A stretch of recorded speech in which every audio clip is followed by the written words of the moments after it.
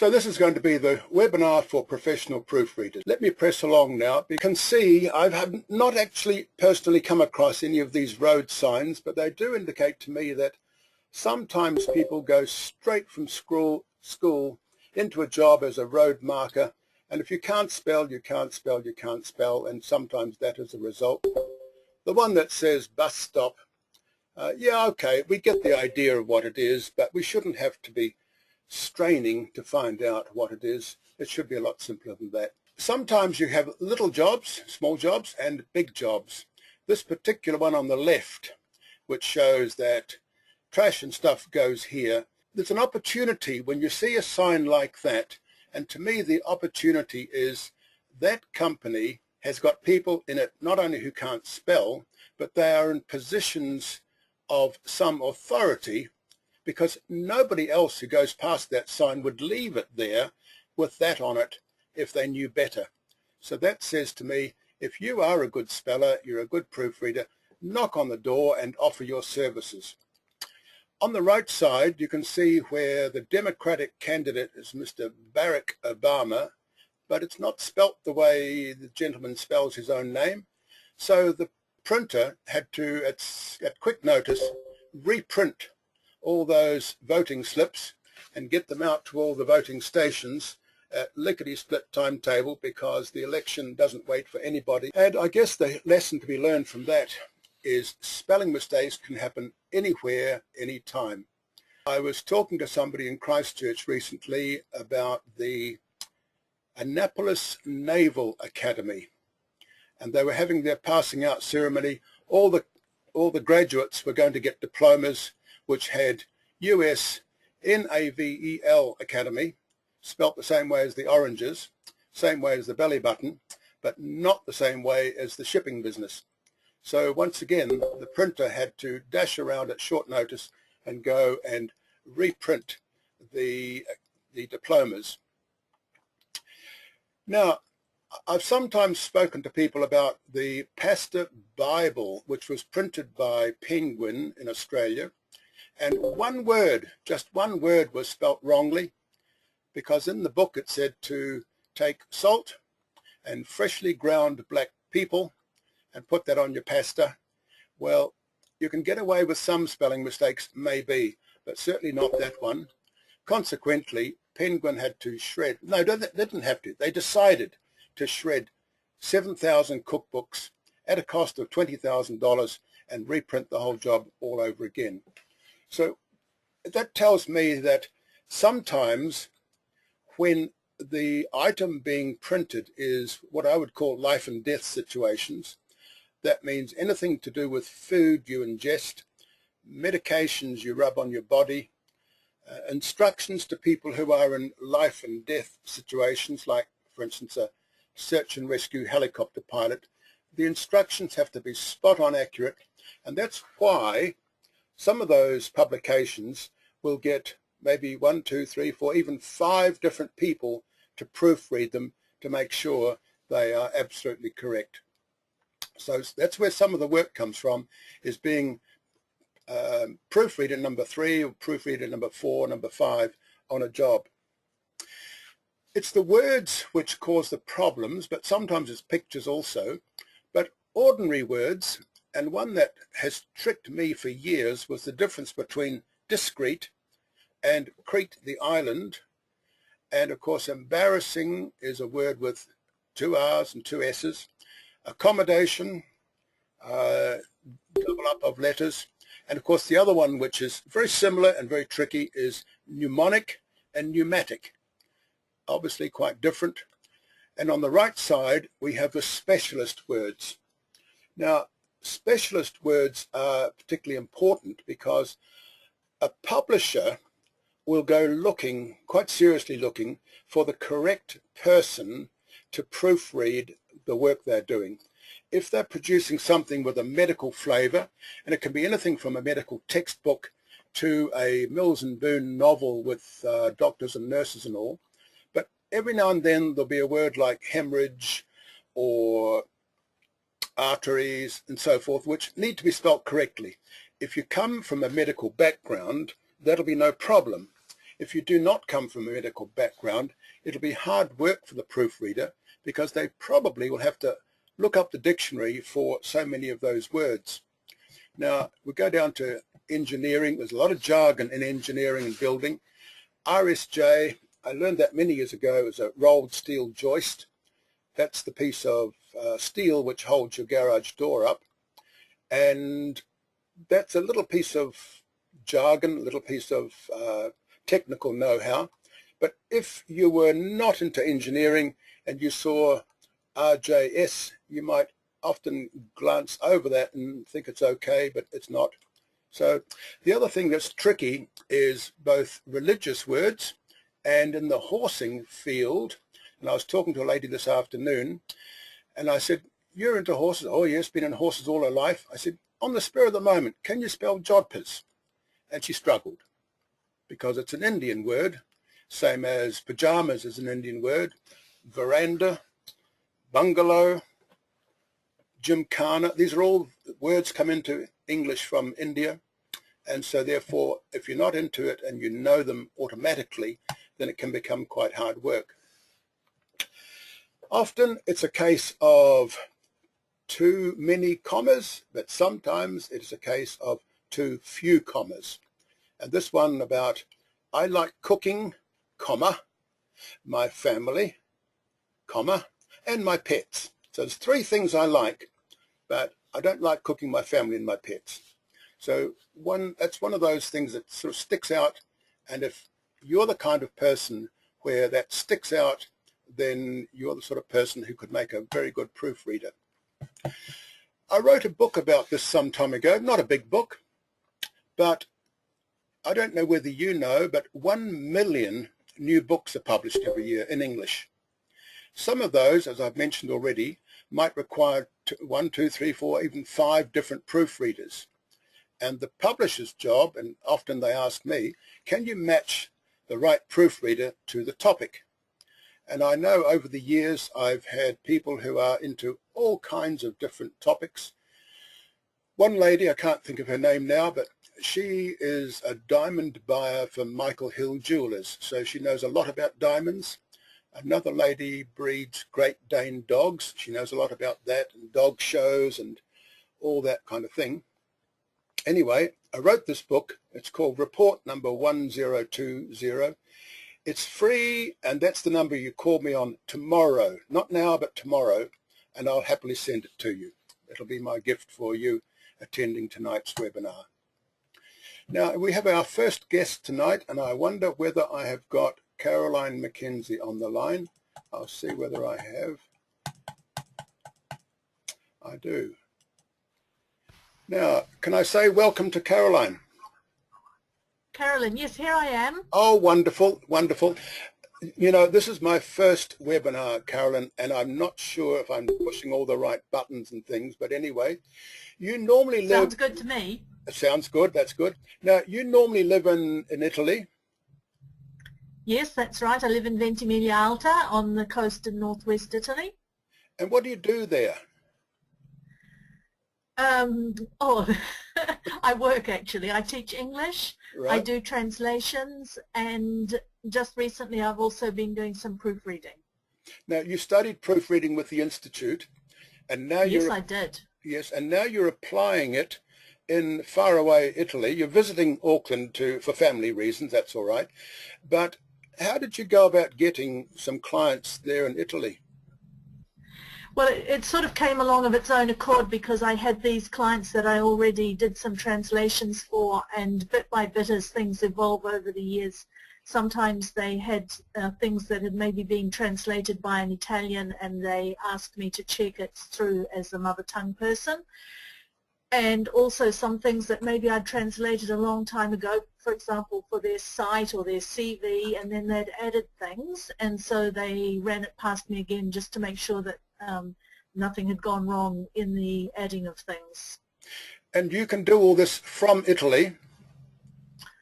I can do it from Italy. Yes, my clients, my Italian clients are either in Italy or in Monaco, Monte Carlo, which is just 20 kilometers away. Oh, right, right. And do you get any clients out of England or Great Britain? Not at the moment, but I hope. I've spread the word, certainly I've spread the word there amongst people that I know, for example, someone who works at a university and so on.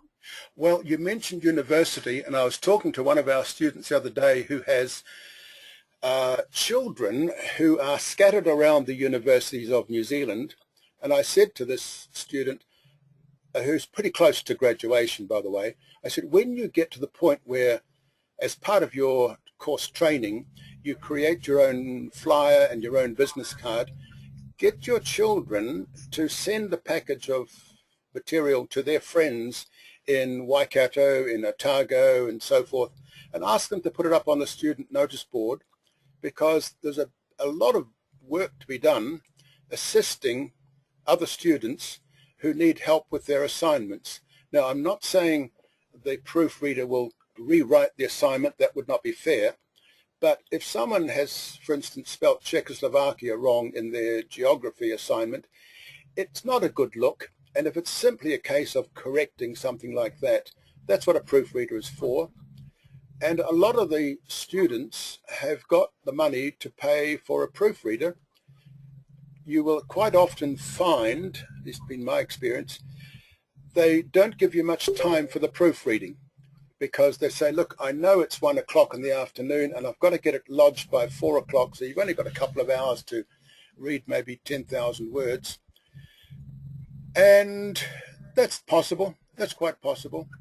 But anyway, all of that. And the thing is that if it's a part-time job, then you can stay up and do it all night if you absolutely have to, because you maybe don't have to go to work at 8 o'clock the next morning anyway. Well, that's true. That's true.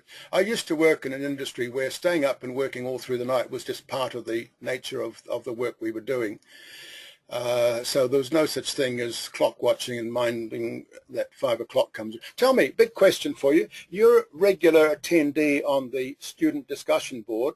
For those who don't know, the Institute has a place called the Student Discussion Board, that's the SDB, where students and graduates can sort of hang out and ask questions. We always have competitions on there. Is that, Carolyn, is that how you keep your brain sharp? That'd be one way of doing it, because the competitions where you have to reduce maybe 200 words to 50, yes, and still keep the same sense of the article. Yes. I enjoy that challenge, because sometimes when I'm writing an article for a magazine or something like that, and they say a maximum number of words, you really have to do some fairly tight writing. So that's something that I enjoy doing. And that's real world, when they say, look, your limit is 200 words. So-and-so has presented 250 words. Can you knock 50 words out without changing anything seriously? Yes. And it can be a bit of a challenge, but it's always possible. And you've had good relationships especially with the judicious use of the hyphen, the hyphenated word. Yes, yes. Okay, and you've had good relationships with the Institute? Absolutely, yes. You're my hero, Brian. Oh, get away, get away. On that happy note, I'm going to say thank you, Carolyn. You're going mute now, and I'm going to go looking for Sue Serinyaki. So thank you, Carolyn. And I've got to now go down the line to Sue.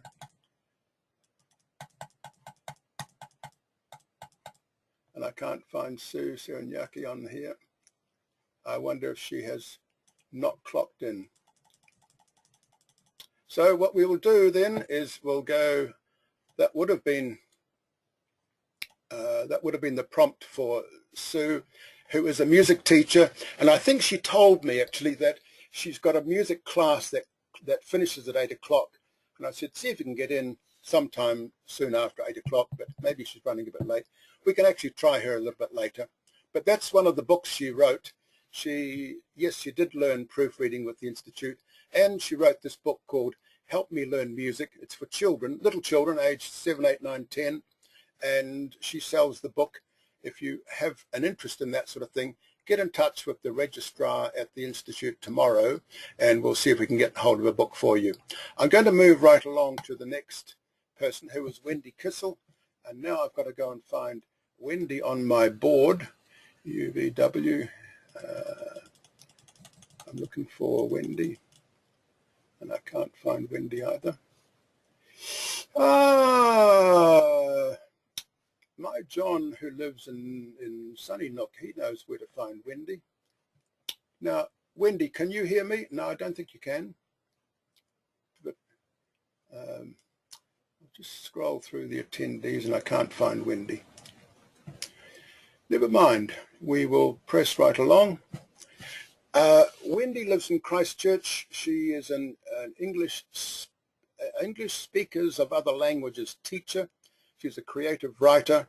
She writes children's stories. Wendy is also the student advisory officer.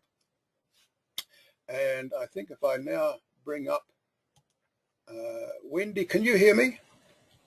I can. Oh, wonderful, wonderful. Thank you, John. Now, Wendy, you're in Christchurch. Yes. And you're a teacher of people who, for whom English is a second language. Second or third or maybe fourth, but certainly at least their second language, yes. Right. Now, you're also a creative writer, and you write children's stories. Well, I'm just beginning the children's writing course at the moment and really enjoying it. It's great. Oh, that's good. That's good. Have you got a story underway? Several, yes. That sounds a danger sign to me when you've got several, because this means you're unfocused, or am I being a bit harsh? No, it's just I've got a couple of things in the pipeline at the same time, but the title doesn't always come until a bit later. Well, yeah. That is true. Quite often the title is the last thing, and having a tutor where you can say, look, I've got 5 potential titles, let's talk around them, and that's a good way of winnowing, oh God, I can't say it now, winnowing out the ones which are least best until you find the one which is best. Right. I see I've found Sue Sereniaki on the panel list, so I'll come back to you in a moment, Sue. Now, tell me, what are you reading by way of children's stories? What have you found as interesting for our attendees tonight?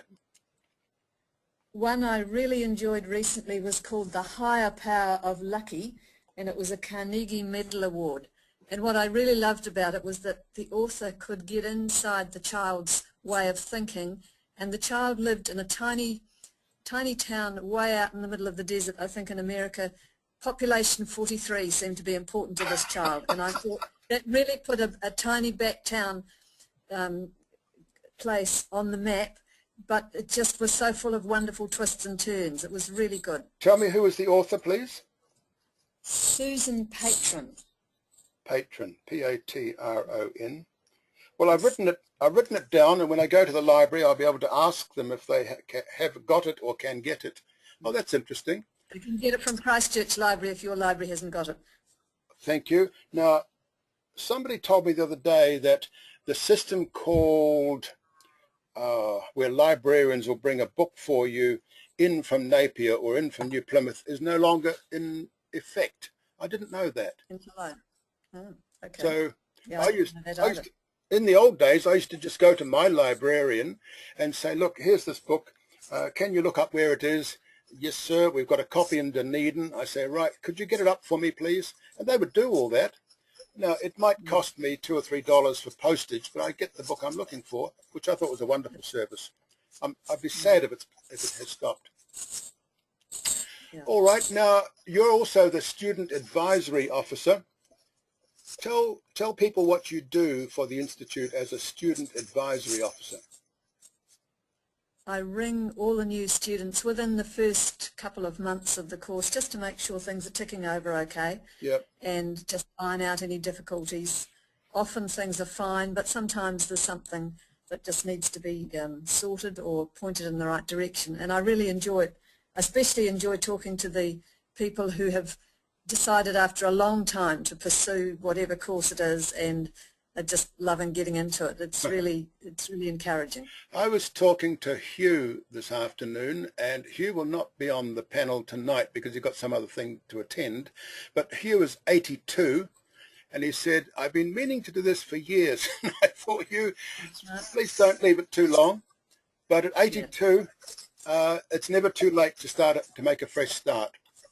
That's right. Wendy, I'm going to say good night to you, and I'm then going to say hello to Sue. So thank you for your contribution, Wendy. We'll talk again another day. Now, I'll just take my slide to... Now, are you online, Sue? Yes, I am. Oh, wonderful.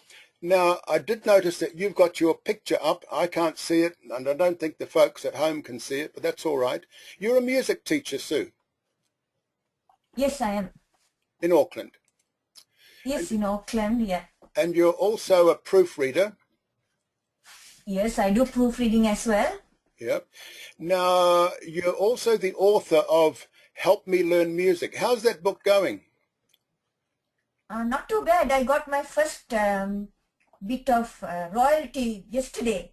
Oh, I got mine. I got one yesterday from Amazon UK and one check today from Amazon USA.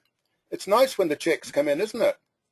Oh yes, definitely. So this is an achievement for me because it was my first one. Oh, And, look! not too bad. I've got a suggestion for you. Photocopy Yes. it. Photocopy it before you put it in the bank, and put a frame around it, and just hang it on the wall. It is a milestone in your life when your first royalty check comes in. It was really quite wonderful. I shall do that. Yeah, that is good. Now tell me, Hang it on the front door. are you are you working on any new book at the moment? Not another book at the moment, but I'm thinking of doing a book maybe next year, and because I want to earn a little bit of more money from this book. Yes. So that I will have some funds. All right. Well, But, if we can help you with any of that, just say so. Tell me, how has been your experience learning through distance learning? Because it doesn't suit everybody, but I guess it suited you. yeah, I loved it. I enjoyed every minute of it. Why? Yeah, because I could do it at my own pace whenever I liked it, and it didn't. I was not under stress at all because I could do it when I wanted. So it really suited me well, and I had an excellent teacher. Yeah. She was really very good and understanding. So it went off very well for me. Now, you've got little children. Not little one. I have 2 young adults. Oh, too young. Oh, sorry. I was thinking it, because you're a music teacher, you are still involved with children. Yes, of course. Yes, most of my students are children. Yes, yes. All right. Well, thank you for that, Sue. I'm going to say thank you to Sue and unmute, and I'm going to mute you, and then I'm going to move on to Nicola Burt.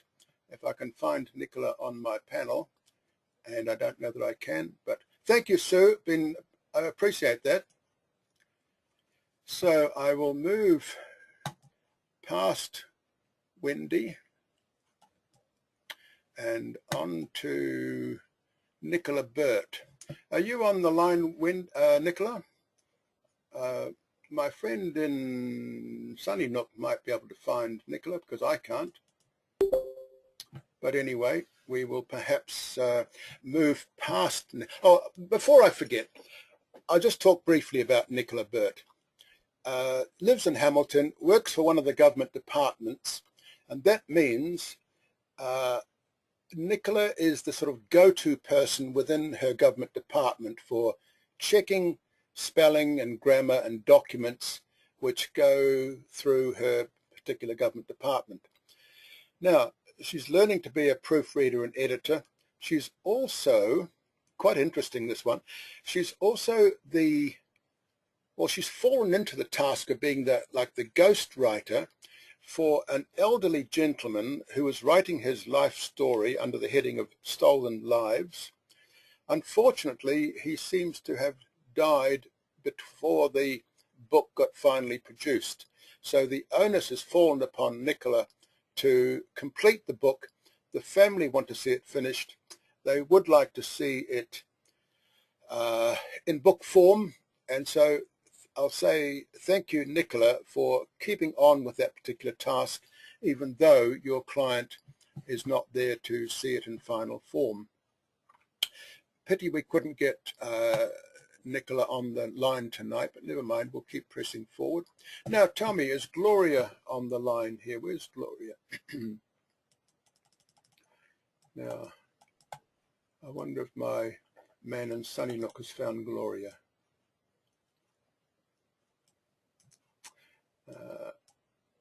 Because this is my first ever webinar, I'm at a little bit of a loss on this because Gloria Pillay has just come back to Auckland, fresh from Dubai, and she's looking for work. Consequently, she is studying to be a proofreader and editor. And of course, I've never been to Dubai, or maybe I've flown through it or something, but I'm not familiar with it.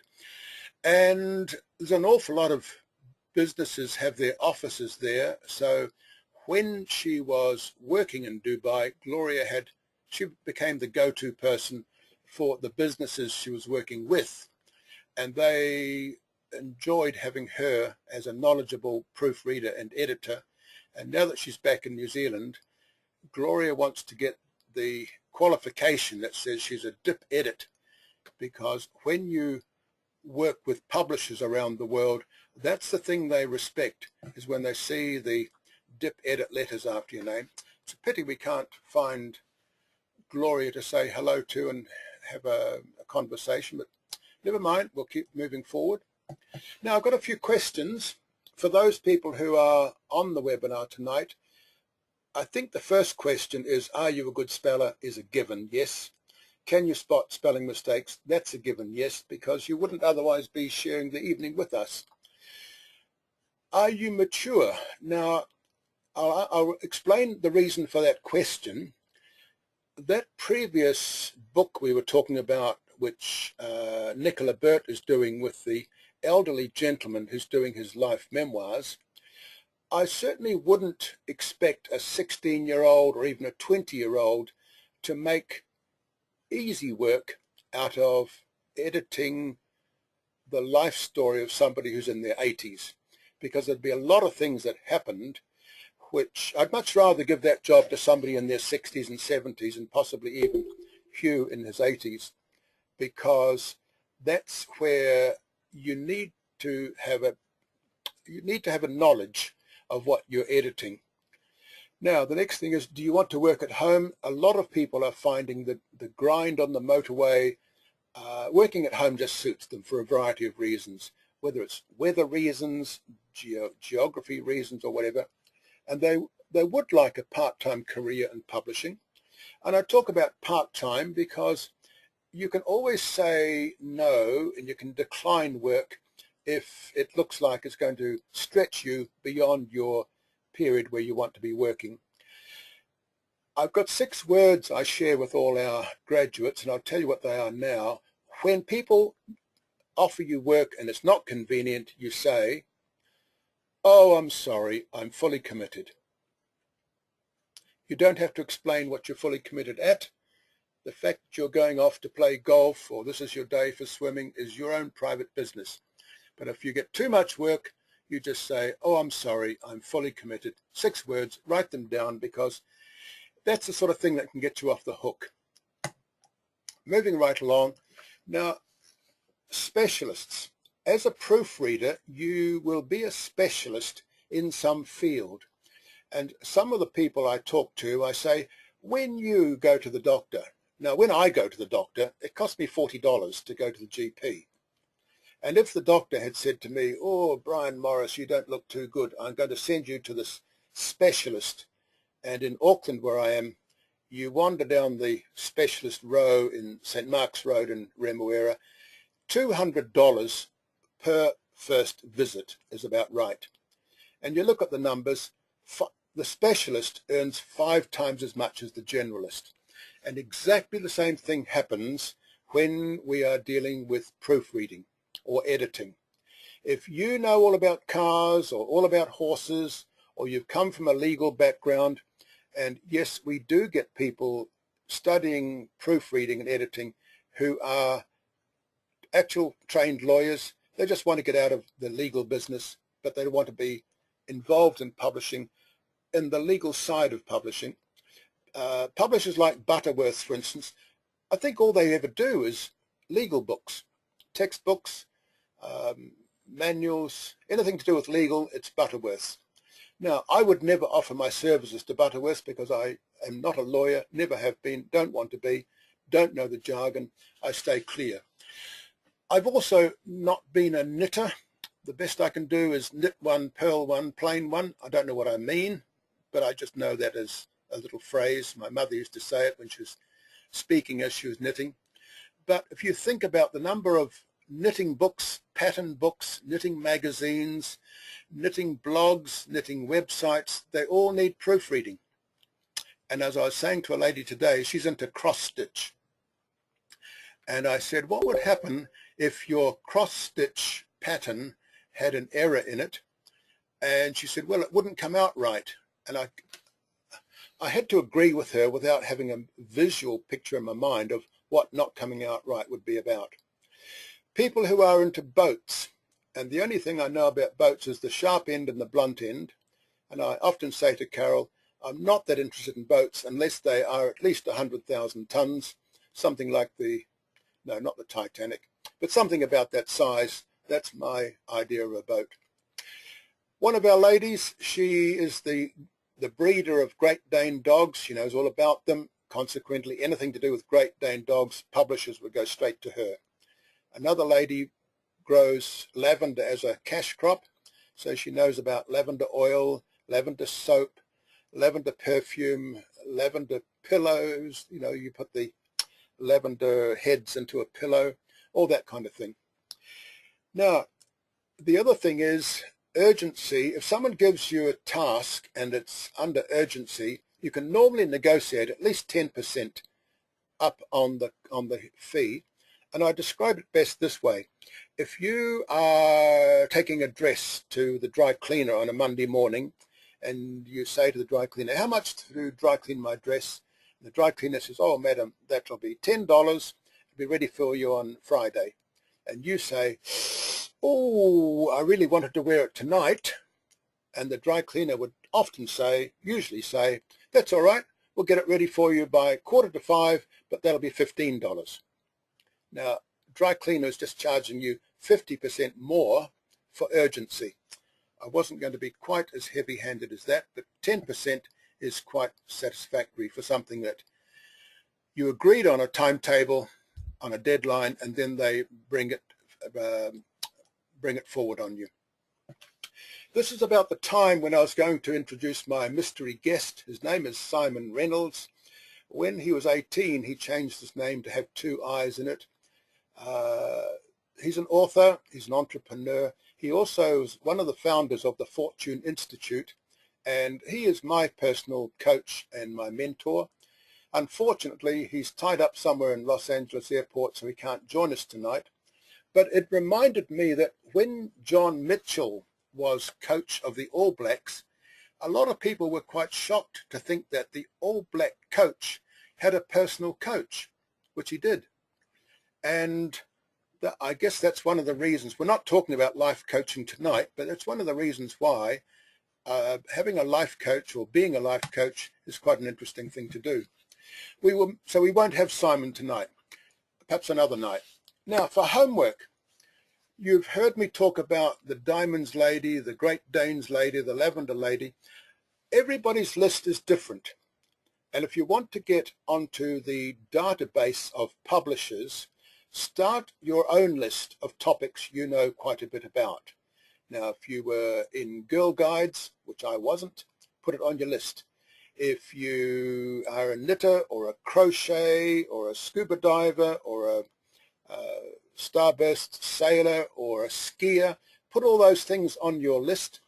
If you have ever lived in Sydney or Melbourne or London or Dubai, put all those on your list. Keep going.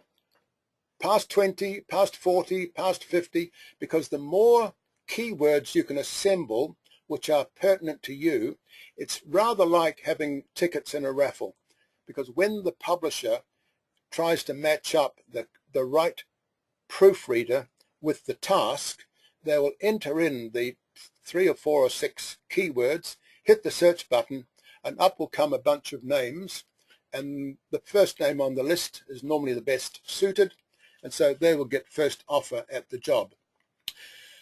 I did mention, now we're talking homework now, that I have this free report about how to get jobs with foreign book publishers. There's the phone number, do write it down. And if you call the office tomorrow, I'm here all day tomorrow, I'll arrange for you to get this free report. You should also think about how many hours of proofreading work per week would suit you. And everybody's situation is different. Some people are quite happy to do 3 or 4 or 5 hours a week of paid work because that's sufficient for them to still do all the other things they want to do. And the big question is, when you get to the stage of life where you might be either dependent upon the pension or you're dependent upon some other income, if you have a plan for augmenting your income after you turn 60, that's a good plan. If it's something which you are interested in, you're passionate about it, it is no longer hard work, it's actually fun if you can actually follow your passion. I'm going to move into the last slide now, because there is the website, www.nzibs.co.nz. Go there at your leisure tomorrow, have a good look round, see everything that is free. For instance, in the bottom right hand corner is the front cover of the March edition of our newsletter called Jobs and Events and Competitions. I think that month when we put it together there were 48 jobs for writers, proofreaders, editors, photographers, life coaches, all kinds of things like that. They're in the newsletter. They are also mostly within New Zealand, but sometimes they are jobs which you can do online. In terms of events, there are always things coming up like book fairs and other events to do with writing, photography, proofreading, publishing. And I mentioned already about the competitions we have.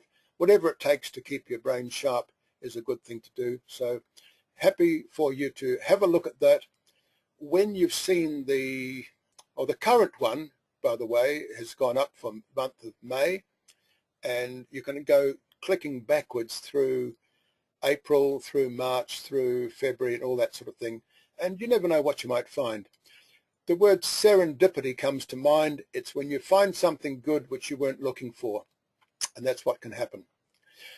I did talk to you briefly about people in what I would call mature years who are thinking about how they're going to live on their pension or whatever is their income. Having a plan for augmenting your income versus having no plan. I think it's fairly evident that it's good to have a plan, particularly if you can get paid work you can do at home. Work as hard or as not so hard as you like, and you'd make your own choices. My clock tells me we've been going well over the 30 minutes. I'm going to say thank you to all those who have attended tonight, and I'm going to say good night. You can exit now if you wish, but I'm also going to open up the Q&A session for a while, and if people have put in their questions into the little question box I mentioned, I will try to run through the questions and give as many answers. But I'm running out of puff, so call me tomorrow when I can obviously spend more time with each individual person. On the strength of that, I'm going to close off the webinar